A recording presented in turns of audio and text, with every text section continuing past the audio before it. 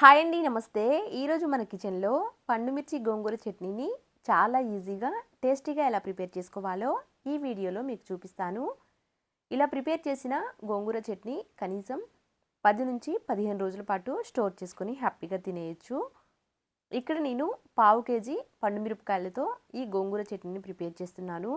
పండుమిర్చితో prepare చేసే ఈ గోంగూర చట్నీ చాలా రుచిగా ఉంటుందండి. తయారు చేయడానికి ఎక్కువ టైం కూడా పట్టదు. ఇక్కడ నేను పావు కిలో పండుమిరపకాయల్ని ఇలా నీట్గా క్లీన్ చేసి తడి లేకుండా తుడిచి తీసుకున్నాను. ఇక్కడ పావు కిలో పండుమిర్చి తీసుకున్నాను కదా, అందుకు తగ్గట్టుగా 6 కట్టల వరకు ఎర్ర గోంగూరని తీసుకున్నాను.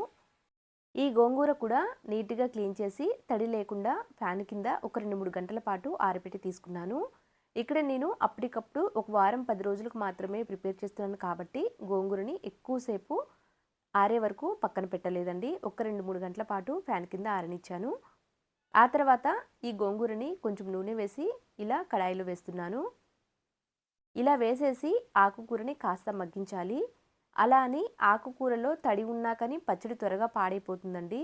ఎక్కువసేపు ఆరపెట్టకపోయినా కనీసం పూర్తిగా తడి ఆరిపోయే వరకు ఒక 2-3 గంటల పాటు ఫ్యాన్ కింద ఆరనివ్వాలి. ఆ తర్వాత మాత్రమే ఈ పండుమిర్చి గోంగూర చట్నీ ప్రిపేర్ చేస్తే కొంచెం ఎక్కువ రోజులు నిల్వ ఉంటుంది.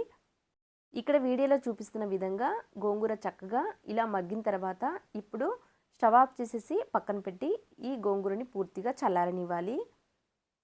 ఈ గోంగూర చల్లారేలోపు మనం ముందుగా పండుమిరపకాయలని తీసుకున్నాం కదా, తొడిమెలు తీసేసి చిన్న ముక్కలుగా కట్ చేశాను.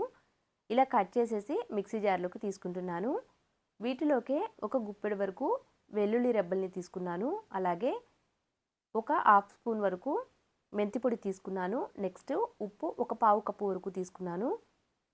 ఇలా అన్నీ వేసి వీడియోలో చూపిస్తున్న విధంగా ఇలా కచ్చాపచ్చాగా మిక్సీ పట్టుకోవాలి. రోట్లో అయినా దంచుకోవచ్చు. ఇలా మిక్సీ పట్టిన తర్వాత నెక్స్ట్ ఇప్పుడు మనం ముందుగా గోంగూరని మగ్గించాం కదా, ఆ గోంగూర కూడా వేసేసి మిక్సీ పట్టుకోవాలి. ఇక్కడ వీడియోలో చూపిస్తున్న విధంగా ఇలా మిక్సీ పట్టిన తర్వాత ఇప్పుడు పోపు పెడుతున్నాను. పచ్చడి అంతటికి కూడా ఒకేసారి పోపు పెడుతున్నాను కాబట్టి కొంచెం నూనె ఎక్కువగానే తీసుకున్నాను. నూనె వేడైన తర్వాత కొన్ని తాలింపు గింజలు వేసుకోవాలి. నెక్స్ట్ ఇప్పుడు ఈ తాలింపు గింజలు కాస్త వేగిన తర్వాత వీటిలోకే ఎర్రమిరపకాయలు వేసేయాలి. ఆ తర్వాత కొంచెం కరివేపాకు కూడా వేసి పోపు అంతటిని కూడా చక్కగా మగ్గించాలి. ఇలా అంతా కూడా వేగిన తర్వాత ఇప్పుడు లాస్ట్లో కొంచెం ఇంగువ పొడి కూడా వేసేసి స్టవ్ ఆఫ్ చేసేసి మనం ముందుగా మిక్సీ పట్టిన గోంగూరను కూడా వేయాలి. పండుమిర్చి గోంగూర చట్నీని ఇలా గనక ప్రిపేర్ చేసుకున్నాము అంటే చాలా రుచిగా ఉంటుందండి. కనీసం వారం 10 రోజుల పాటు నిల్వ ఉంటుంది. ఫ్రిడ్జ్లో పెట్టకపోయినా కానీ వారం 10 రోజుల పాటు స్టోర్ చేసుకుని హ్యాపీగా తినేయచ్చు.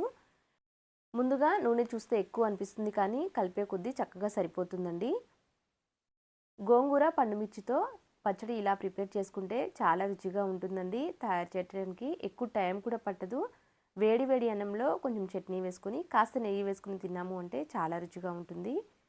చూశారు కదా, చాలా సింపుల్ ప్రాసెస్తో గోంగూర పండుమిర్చి పచ్చడి ప్రిపేర్ అయింది.